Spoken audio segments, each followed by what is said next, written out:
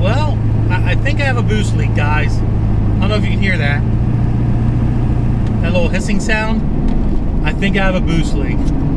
We're heading up to the shop right now. We're gonna go ahead and do some things, and then we're gonna look into the truck here real quick and see if we can find where this boost leak's coming from. Well, let's get through this fucking jungle down here first.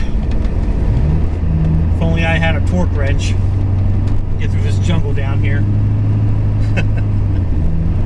So yeah, so I've been hearing this hissing sound for a while, and I need to figure out what it is. I think it's a boost leak, but I'm not really sure yet.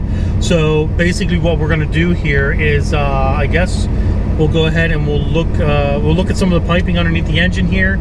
I think what has happened is the one pipe coming from the turbo down to the intercooler, I think it might have been rubbing up, like, you know, up against the engine or something, and maybe created some sort of little hole. I haven't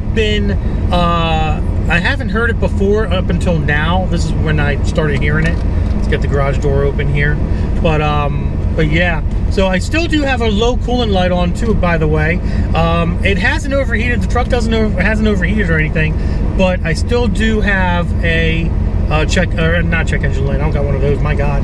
I do have a low coolant light on still, unfortunately. But, you know, like I said before in the previous video, I just got to keep an eye on the coolant level, which I will check today after the truck cools down while I'm at the shop here. So let's see what's going on with this damn thing. Figure we will top off the antifreeze as well while we're here.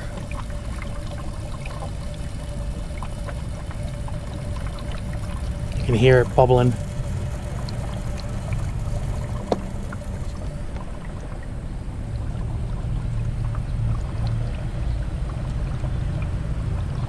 I can't seem to find a leak up here anywhere. I was thinking maybe it was the boost tube coming off the turbo here, which you can see in the blue comes down. We'll start the truck up and see if we can hear anything, but I don't see anything. I don't hear any breaks or cracks or leaks or anything of that nature. So I'm not really sure, to be honest. I'm not really sure if I have a leak or if the leak's just coming from the inside or something. I don't really know what is going on there, but it does kind of concern me, because I only started hearing this sound recently, and I don't know where it's coming from.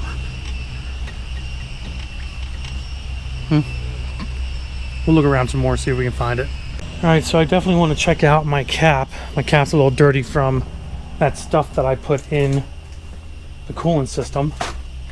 Turn the lights on here at the shop. So I think what we're going to do is take a screwdriver here. I basically just want to make sure this is compressing. There's nothing stuck in there, you know what I mean? There is some skunk in there, but it's not anything crazy, and it does seem to be working. There's definitely some gunk in there. So, let's see here. First things first. Oh my God, look at all these wrenches that I have. Wow. Wrenches. I've got so many wrenches, guys. It's not even funny how many wrenches I have. I think, if I remember correctly, I have more wrenches than torque wrenches sitting up here in my closet, amongst a whole bunch of other expensive tools as well. So, but yeah, I do definitely got to organize my wrenches, just so you know. I mean, I kind of have them all over the place. A lot of incomplete sets, but yeah, I just opened my drawer up and I just seen a whole bunch of wrenches in there. There's got to be a million wrenches in there. I don't know. Crazy. God, I crack myself up sometimes, guys. I really, really, really do. Let's get back to the truck. So one thing I read is it could very well be a boost leak from my boost gauge connection underneath the dash, but goes through here. It goes through my firewall. There's a nice little grommet area if you guys are looking for a nice place to run your boost gauge hose. Right here through this firewall there is a really, really nice spot for it. Let's go inside the cab and see if we have a break in there somewhere.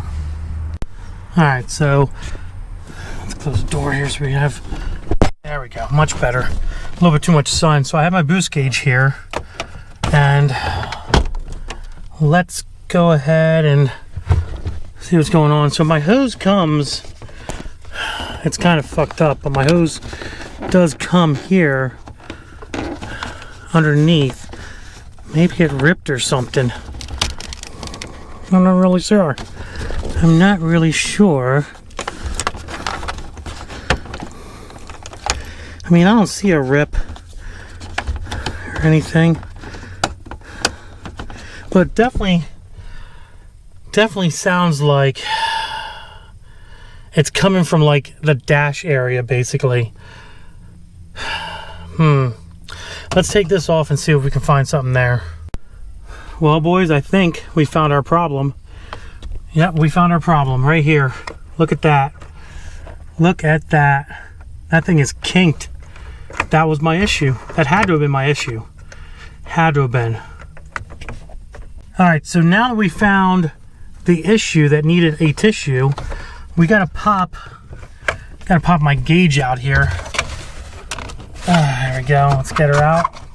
Bingo, bango, bongo, boys. Look at that. Oh, well, that doesn't help, does it? No wonder it was leaking.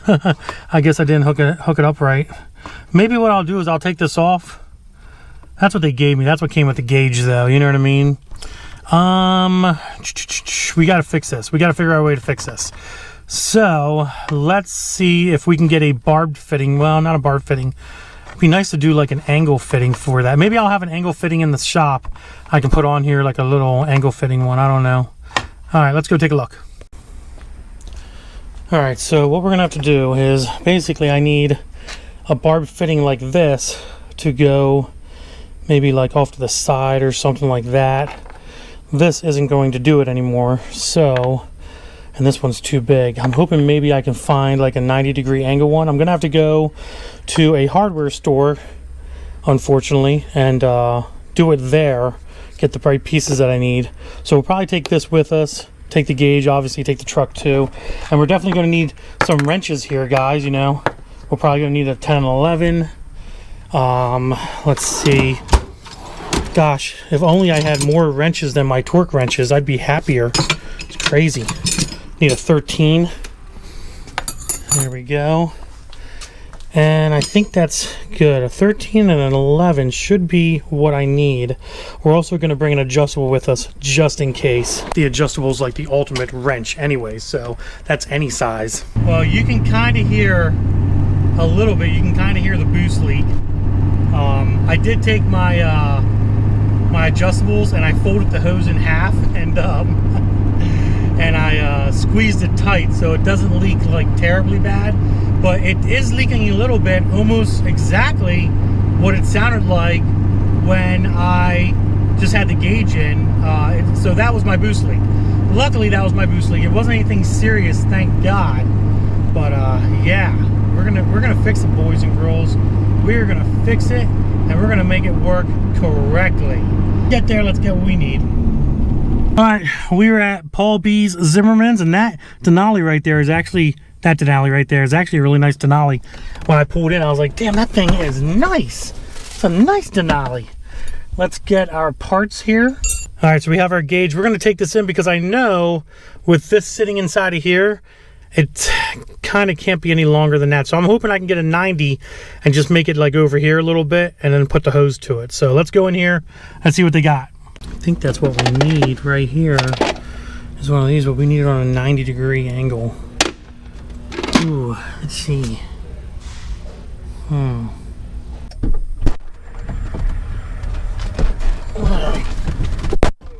Alright guys, we are back in the truck and we're going to do this right here in the parking lot. First things first, plug my phone in so it can charge. Here we go, like so. Here we go, like so. I like that. Let's settle the camera here at a much better angle. So basically what I did, I got 2 zip ties. I can use, where is it? I have a knivesdeal.com knife around here somewhere. Got a 90-degree angle and a plastic fitting, just in case I need to cut the fitting down some. So what we're gonna have to really do is I'm gonna have to like really get all the threads in here 100%. But that's why I brought, oh, it's up here. That was my fix right there. I need this guy though. There we go.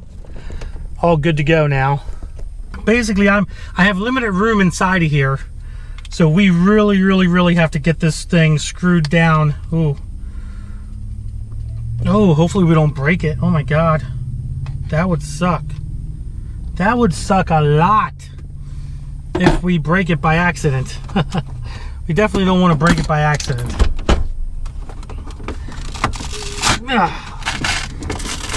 Tell you what, when I put this thing in here, years ago, I was not messing around. Yeah, so see how much space we have back there? We don't have a whole lot of space at all. This gauge might not even go in. Dang it. Yeah, we don't have a lot of space at all. I don't understand why they didn't make this to be just a little bit better, you know? A little bit more, maybe this wasn't meant for a boost gauge. Maybe I should have put my boost gauge up here in the pillar and then put my pyro gauge here in the middle, but I wanted my boost gauge to be close. That's why I put it there, unfortunately.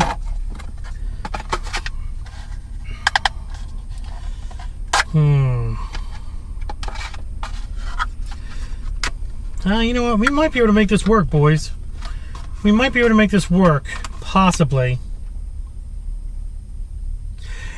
It's going to be tight, but if we can turn this way a little bit and then have this kind of right here, we might be able to get it to work.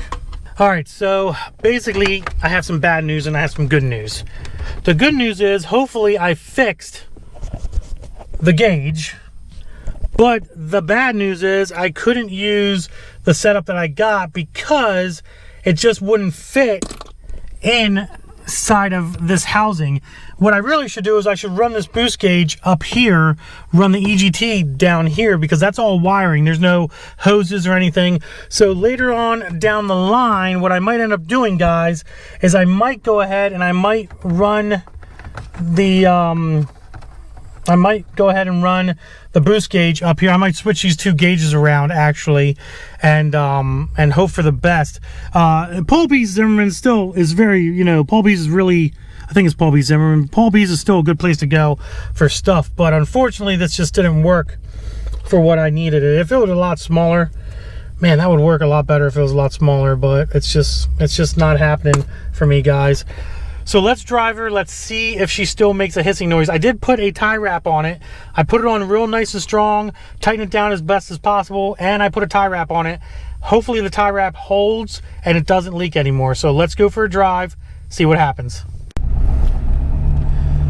All right, hopefully when we get out here on the road and she starts getting into boost, she doesn't hiss anymore. It was a real prominent hiss and I didn't like it. So I'm hoping I fixed it just by putting a tie wrap on that. I was hoping to be able to fix it a little bit better than what I did. Look both ways before crossing, boys and girls. Look both ways. All right, we're good. Let's see what happens. Ooh, doggy, come on, baby, don't leak. She's not leaking, and she's definitely making better boost too.